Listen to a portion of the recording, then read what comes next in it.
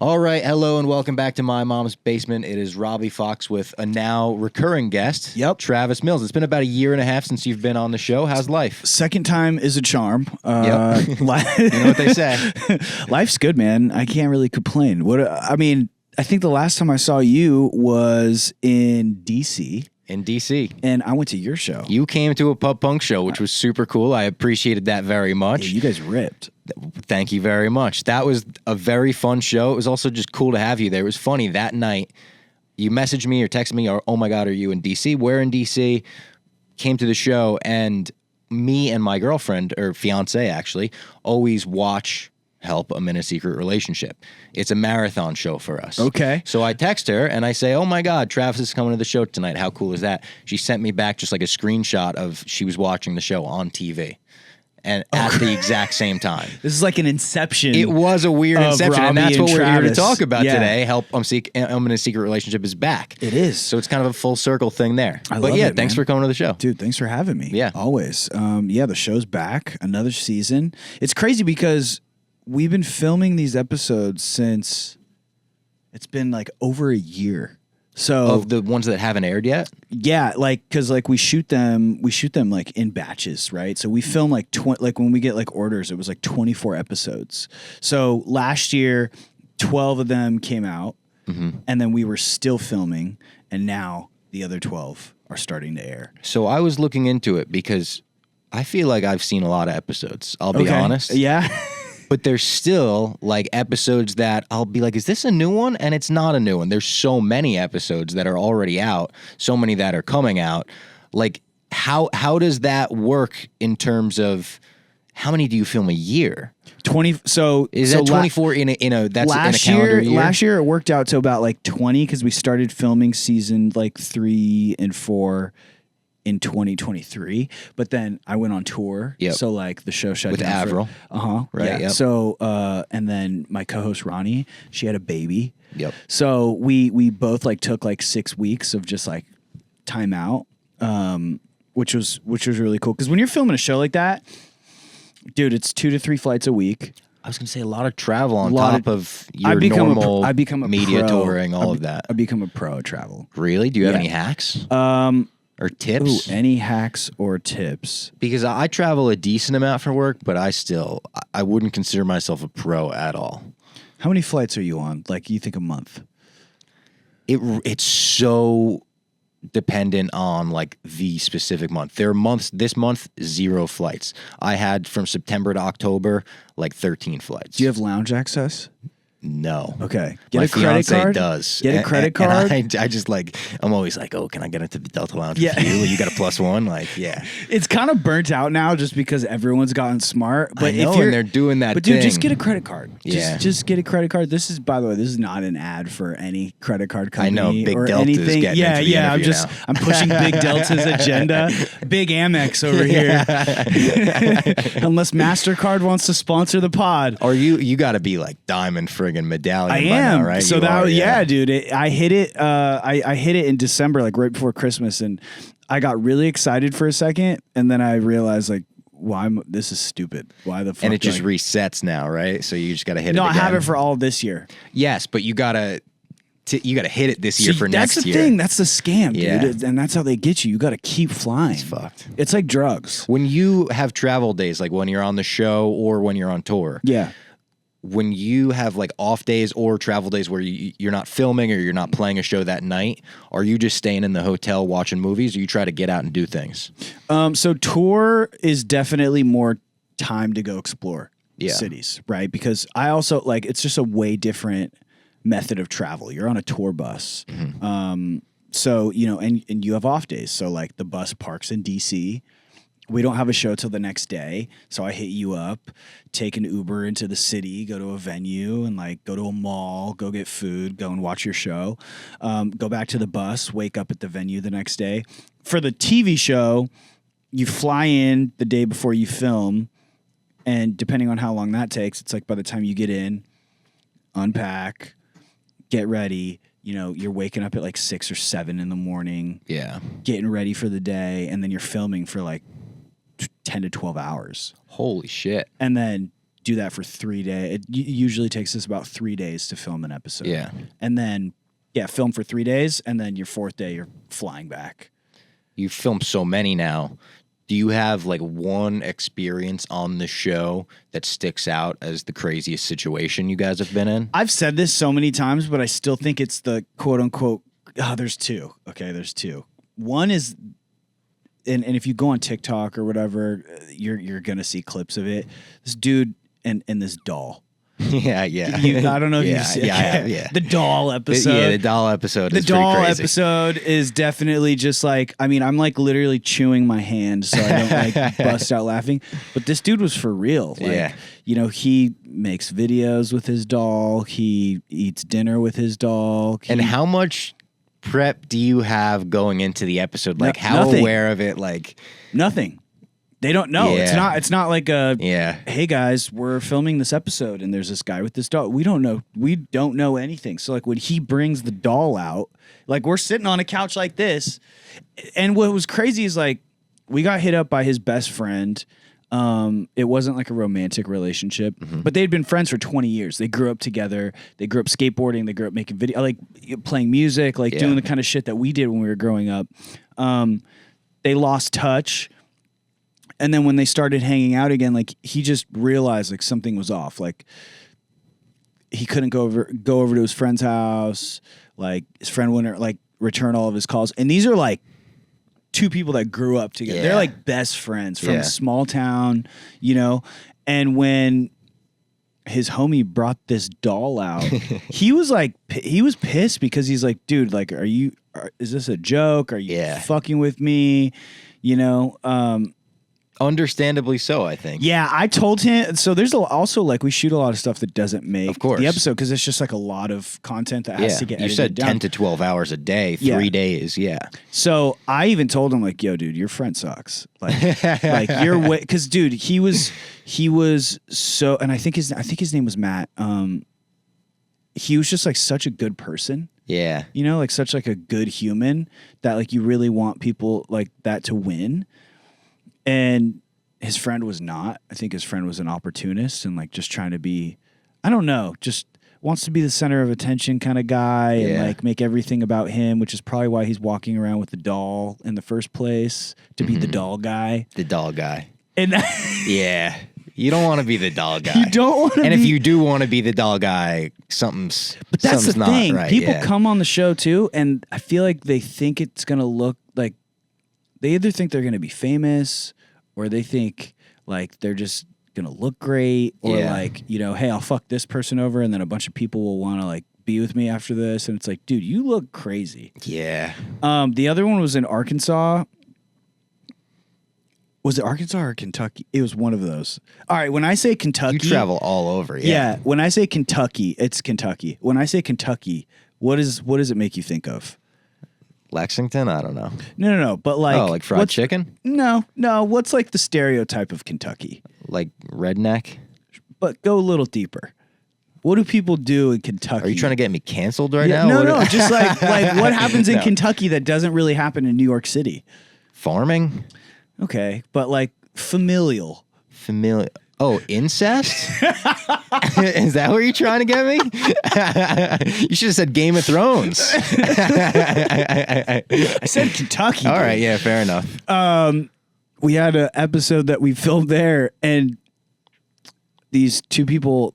So the guy didn't want to introduce his girlfriend to his family because there was a possibility that they were cousins. Oh. Which on paper, you're like, what the hell? This is the most crazy thing ever.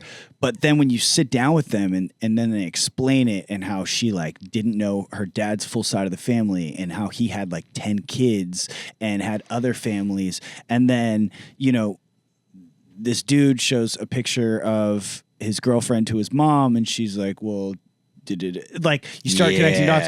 So we paid for a DNA test. Like the show paid for a DNA test, and they turned out to not be cousins. Which is great. You got to be Jerry Springer in that moment, It wasn't, and by the way, we had to wait like 3 months. So like when we were sitting there, we were like, Well, Yeah, this very well could be, and they weren't like now I'm justifying. yeah, you're like they were like first cousins. They were like third cousins. Yeah, I'm justifying having a hot cousin right now. yeah. But yeah, we sit there and we're just like, What a spot for you to be in. what's next? Yeah. And so the show paid for, and I think that the reason why they were like hesitant because those things are expensive, and so we're like The DNA test and stuff. Yeah, we're gonna pay for this, and like Yeah. we'll figure it out. And so like by the time the episode aired, we had figured it out, and they weren't cousins. So good for them, You got to put a little thing at the end, right? That the little Chiron, after 3 months, the DNA test revealed that they were not cousins. They were still together. Well, what do you do like that night, like right after filming with those people? Is it just like go out with the crew and like grab a milkshake and talk about the horrors that you guys have experienced together? Trauma bonding? I don't want to. It's not traumatic because, like, we're not ruining anyone's life. Yeah. Like we're helping people get answers. Traumatic, but it's just jarring. It has to be jarring to be put in these people's. You're thrown into the midst of their crazy situations. So there is definitely situations like that. Yeah. Right. Where like people have other families, and you're helping someone navigate like. Sometimes it gets real heavy. It really does, yeah. And then like you'll, when the cameras shut off and people are outside on their front porch, like bawling their eyes out. Yeah. And, we're like with them after everything is said and done, or people rip their mics off and don't want to film anymore. Yeah. Like that stuff happens all the time too. I think to your point, it's crazy because 58 episodes. So there's like a muscle that you develop, and like how to kind of deal with these situations. Yeah, you're almost becoming like you're not a therapist, but like absolutely not. You have an understanding of how to like handle people when they're going through this. Cuz it's also like people aren't used to being filmed, let alone being filmed through these situations. I feel like you have a comfortability with all of it that can help that. Yeah, 100%. And I think the show, it's also like a last resort for people. Definitely. It feels like that's, well, you get that in the emails that people send you guys sometimes, like, hey, this is a last resort. 100%. Yeah. And then, you go meet people and they're so uncomfortable on camera. And so we're just like, hey. You got to make them comfortable because it's almost unusable footage. Yeah. Oh, yeah. It like, hey, it's all good. Yeah. Like we're this is going to be great. This is fine. And if it's not, we'll help you through it. You know? And telling people, fake reasons why you're filming a show, that's another thing where every time I'm like, I hope this person's cool when they find out. We don't do that. We don't do that. Yeah, but it's, people will sometimes be, oh, we're filming a show about ballerinas or whatever. 100%. Where we do tell people like a fake show that we're filming is when we're actually like when we're outside or we're at like a coffee shop or something, and like people just walking by. The amount of times that people just stop because they see a camera and just hang out. Like they will stop whatever. I'm like, dude, don't you have a job to go to? But they'll just stop and along. just sit and pull out their phone. And what are you guys filming? And so it's always like documentary. Yep. Hey, we're filming a doc, because you don't want to like tell them the show, because then they're gonna ask, can I be on when's MTV? it on? Like, can you be on it? All this stuff. I, for a little while, just started making up crazy shows to tell people that were just like walking by, and can't get too crazy though, because you don't want follow-up questions. But that was season 1, and I feel like now that the show's on, it's like if I tell someone, then maybe they've seen the show, then I'm being an asshole. So I don't really do that anymore. We just say a documentary. But like season 1, before the show had come out, I was making up the weirdest, like I was saying like sister wives, and like I was just like saying whatever came out of my mouth. That would, even saying a documentary would almost make me worried that you would get the follow-up of like, what's it about? Relationships. Okay, fair enough. And if you said that, I would be like, yeah, it sounds like a boring super documentary. Vague. Yeah, mayonnaise commercial. Yeah. I heard, was it something that I think in ice cream commercials, they sometimes use like potatoes and mayonnaise. because ice cream would melt under the lights. So you have to get stuff that looks like ice cream but isn't. Total side note. Doesn't have anything to do with this interview. Potatoes and mayonnaise. Yeah. Okay. You can't believe everything you see. Yeah. Next time you watch a DQ commercial, have that in your mind. We're not even at Barstool Sports right now. No. No, this is all green screened in. Yep. I'm literally in your mom's basement. Yep. We're in Jersey. She's a very nice lady. Yeah, I appreciate that. Yeah, she is. I do want to talk a little bit about Girlfriends. Okay. Any new stuff coming 2025 from you guys? Dude, a lot of new stuff. Yeah. Because you guys, you have output for sure. A lot of music in a short period of time. We talked about that in our last interview. You have like 40, 50 songs or something like that already? Yeah, dude. And I think last year we only put out one song. Yeah. But we toured a lot. Yep. You know, we were on the road and we just didn't want to rush anything last year because like bouncing around in between like studio and being on the road, like it was really tough to kind of juggle those two. Had a lot of like writing sessions where we were just trying to figure out, I guess, the next era for the band. You know, what we wanted things to sound like, what we wanted things to look like, obviously how you build that out into a live show.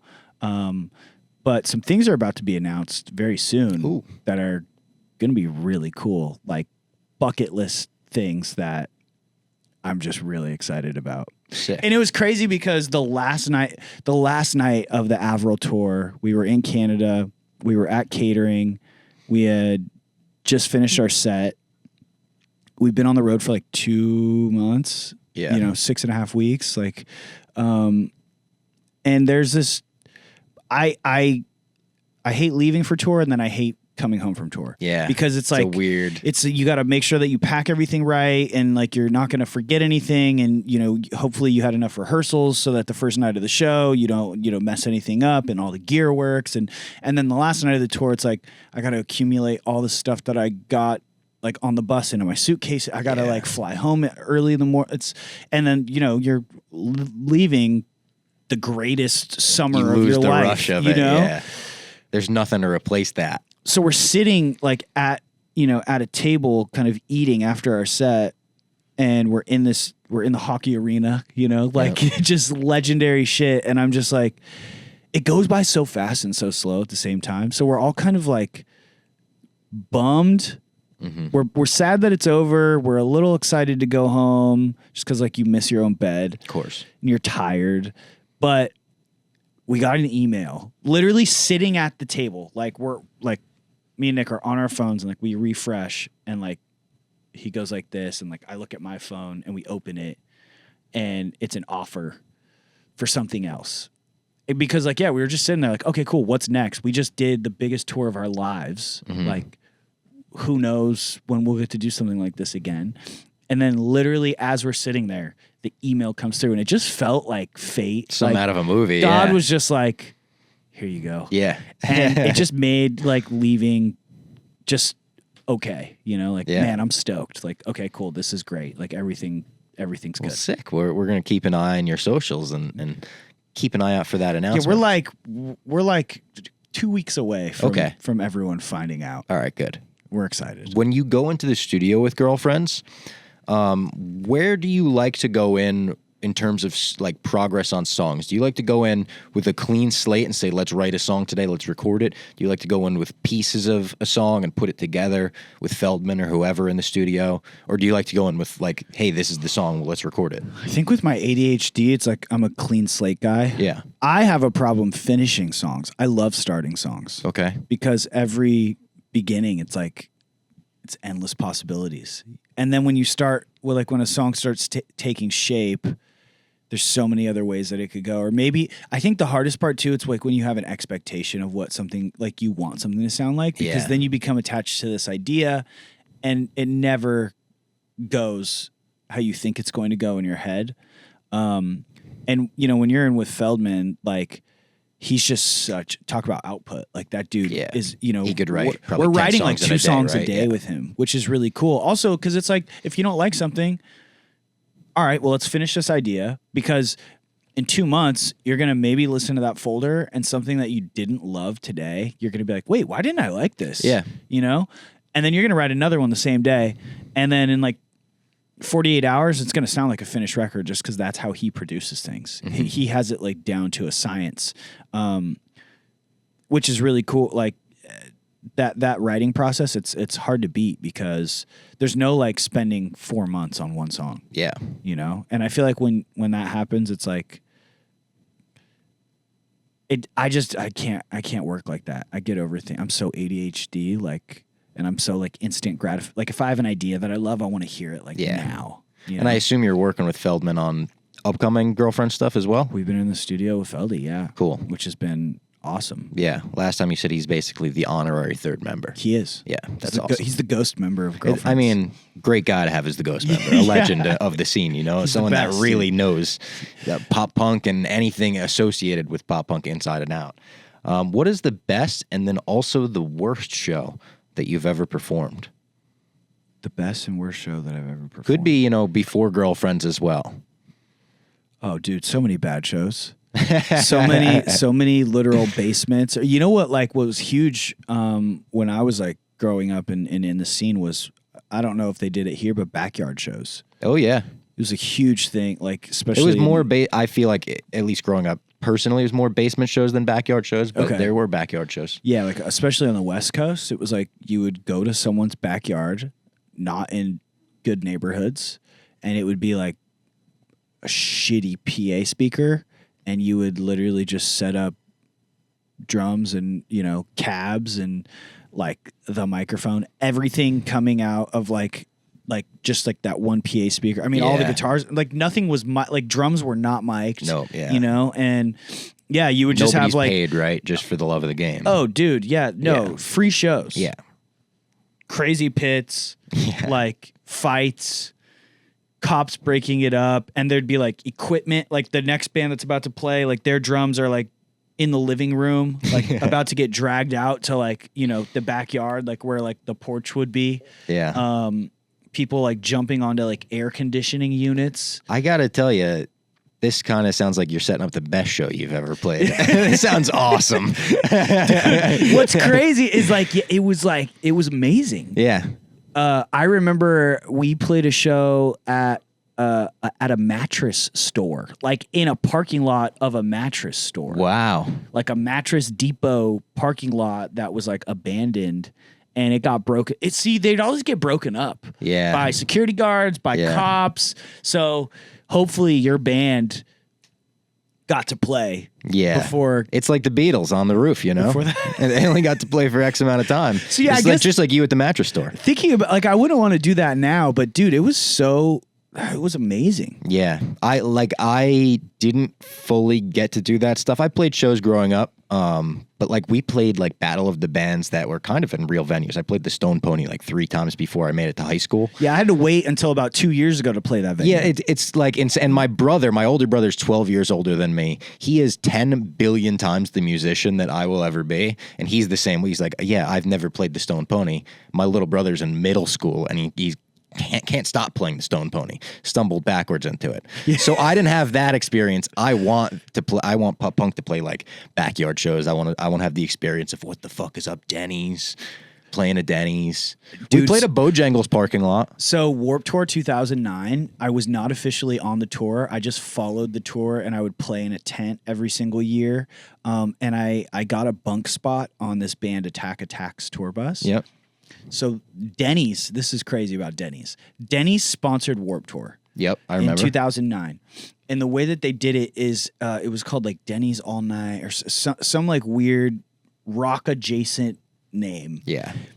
And you would get, if you were one of the bands, I think there was like 5 or 10 bands on Warped Tour that did the deal with Denny's. Attack Attack was one of them. So I'd become friends with the guys, so I got the laminate. And so what would happen is after Warped Tour, you would drive to the local Denny's, the bands who were on, you know, part of like that promotion, and you would sit down and you would order whatever you wanted, and then fans who opted into this experience would come around the Denny's and take photos with the bands while they ate Denny's.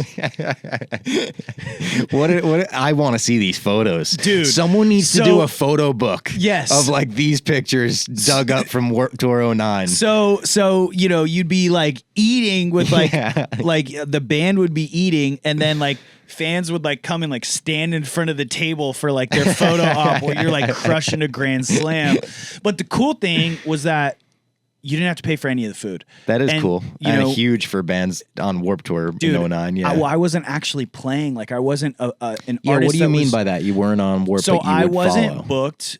Like I didn't have an offer from Warped Tour proper. So what I did is I finagled this. So I had a buddy who owned a t-shirt company, who was just kind of like, he had a t-shirt brand that was really big in the scene. What was? Can you say it? Baby Cakes. It was from a UK. He was from the UK. Yeah. And so he loved my music. I only had like 5 songs out at the time. It was like just on MySpace. I didn't even have like a real, you know, kind of thing, but I had fans online, and he was like, "Hey, sell T-shirts for me, and I'll let you play at the tent." I see. Because he had this huge tent. He had like, you know, this insane pop-up at Warped Tour every day. And he's like, I'll let you play a set. And I was like, done. Yeah. My other buddy was selling T-shirts and was like, hey, if you come and sell my shirts for me, I'll pay for a bus spot for you. And we're going to rent these bus spots from a band, and then we'll do that. So I was like, cool. So every morning at like, you know, 6 a.m. I'd get up, I'd get the easy up tent out of the trailer. I'd go find a tent spot. I'd set it up. I'd count in his T-shirts. I'd go to my other buddy's Baby Cakes tent. I'd count in his T-shirts. I would go back to the bus. I would burn CDs of my EP on my MacBook, like when you had the disk drive, and I would like write my MySpace on there. Just to give out to people, sell. And then I had a walk, like a CD player with headphones. I'd go walk the line. I'd play people my CD, sell them for $5.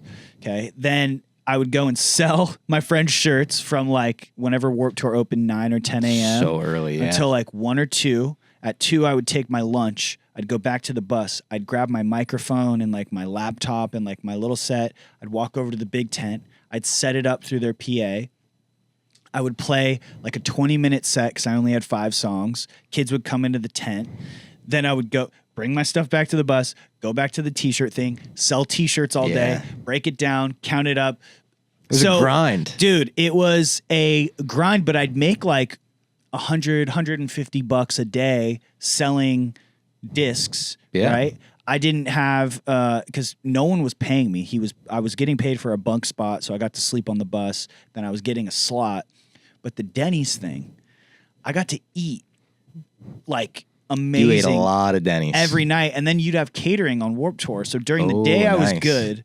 But then after the shows, I didn't have to spend money. And what Denny's would let me do, what would let any band do, you could order as much as you wanted.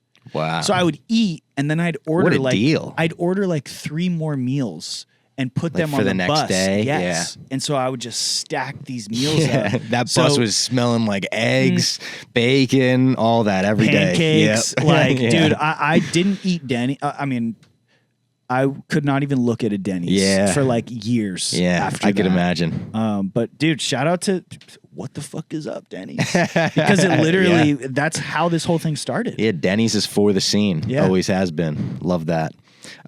We talk about a lot of geeky, nerdy stuff on this podcast. Yep. You have anything you geek out about? Pokemon. Yeah, I'm just a huge Pokemon nerd. I definitely shared a lot more of that like during like 2020 when I was stuck at home. And 2021. And then the show started and I've been gone all the time and I haven't had as much time to like really kind of dive into that. But yeah, I started streaming like when everything was shut down and we were just at home. I started streaming. I was opening up packs. Have you talked to Ryan from State Champs about that? I haven't. He's a huge Pokemon guy. Yeah, dude, I built up a pretty crazy collection. I also helped a lot of people find their Grail cards. Oh, like that's fun. fun. When they like Logan Paul, like connected him with Gary, who he bought his first edition Yeah. Charizard for. Steve Aoki, like I helped connect him to get his first edition That's Charizard. like almost better than finding your own stuff. It's like hooking someone else up and having them get a grail. Like it's like buying someone a great present. Yeah, dude. Me and Gary and I would talk about Pokemon Yeah. all the time. I met so many friends just through like collectibles. That's sick. Which is pretty crazy. And then, you know, like 2021 got to open up like some legendary boxes, like, you know, $20, $30, $40,000 boxes of Pokemon crazy. cards, which was awesome. Yeah. Yeah. That is awesome. It's very my mom's basement. It's very this show. So Is I it? appreciate I'm not, personally, I can't pretend to be a Pokemon guy. I'm not anti-Pokemon. I was just never into it growing up. Yeah. I played some of the video games though. The video games were fun. Yeah, video really, games really are- liked those. Video games are sick. But just in general, I feel like it's a very my mom's basement thing. The fact that you're in a pop punk band into Pokemon, bit of a nerdy thing, very cool. I'm building out another like stream setup right now at my house. Oh, sick. So I just want to like play video games with my friends when I have time. We're trying to do streams out of this room. I just did my first one this week, so Really? maybe What do you we'll do a stream? stream Like, what are you together in the playing? future. This week I tried Marvel Rivals because everyone's playing that Dude, right now. that's exactly what everyone's telling me to get I know. on. Everyone's obsessed with it. It Did you took like me it? like maybe an hour to get the hang of it. Because it's like Overwatch, right? Exactly like Okay. Overwatch. Like I've never played Overwatch, but everyone is telling me it's like a ripoff basically. Okay. And then every week they're adding like a new kind of superhero. New characters Yeah. and stuff. It's Okay. free, which is, very nice. But once I got the hang of it, it was fun. I was a big Apex Legends guy. I was on that from like season 1. PUBG back in the day. Dude, I'm so bad at all of these games. Oh, really? I look like maybe I would be good at these games. I'm not. I suck at Call of Duty. I cannot play Warzone for the life of me. I can't do Warzone. I could play normal. I'm a multiplayer. Yeah, I'm multiplayer. Agreed. Like just Give me through- the old school team deathmatch too. Like I don't want to get fancy with the objectives and shit. I'll play those. I don't mind. Give me like Nuketown- domination or something. Dude, I'm Nuketown 24/7 right Dude, now. I can't even do Nuketown 24/7. I think I'm too old for it. Really? I think it moved past me. Oh, the game passed me by. Wow. Yeah, That's sad. I go on there and it's like I flinch and I get killed. 100%. The youth of today, Yes, they're outrageous. I have to like I can't play every day. I just like wait until I really need it, and Yeah. then I go and get my fix. But on tour, the only game that we play is NHL. Oh, really? Would like the modern NHL or like an NHL old school one? 2025. Okay. I think that 25, like 2K25 or whatever. That's all we played on the Avril tour. It like Well, it's like a tribute to Canada tour. yeah, you know? but also I mean the year before that when we were on tour with Pierce Vale, it was just NHL 2024. Yeah. So it is the best multiplayer game when you're like around like on a tour bus with people. Yeah. It's even cool just to watch other people play it. It is. It's like fun. Yeah. Super competitive. We have tallies that we like, Do you play as like the same teams every time? Does each have, of like, you have a team? 2 teams. Okay. Who are your teams? 2 teams. I was running with the Dallas Stars Okay. a lot, and then I was running with Golden Knights. Oh, Vegas. Shout out Vegas. Yeah. And I was just absolutely just destroying. Just Are you the best at it? Me and Nick, we had a tally on the board, and I think this tour, I took that. Edged him I out took a little that. bit. Yeah. Last tour, he definitely ran with it, and yeah, I had to come back with a vengeance. Yeah. All right. Well, thank you for coming in. I Thanks for appreciate having it. me, dude. Help I'm in a Secret Relationship is back on MTV. So watch the new season. Obviously, a lot of episodes are going to be coming out soon. So Yeah. I'm excited to watch them all. It's a perfect marathon. Help! I'm stuck in a Denny's.